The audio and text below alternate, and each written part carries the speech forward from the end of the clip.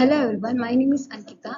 I am studying in first year of EC branch at Srinivas Institute of Technology, Valachal, Mangaluru. Today I am going to explain about innovative thought of smart agriculture.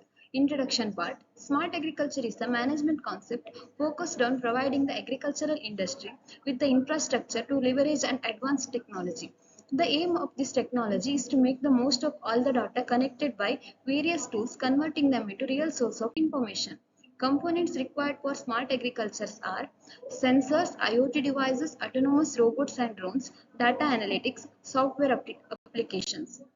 Advantages and disadvantages are advantages: optimized production, reduction labor and minimized financial costs. It allows farmers to be more efficient, reducing greenhouse gas emissions. Disadvantages are smart farming will not solve problems, it may create new ones. It does take up a lot of space. Thank you.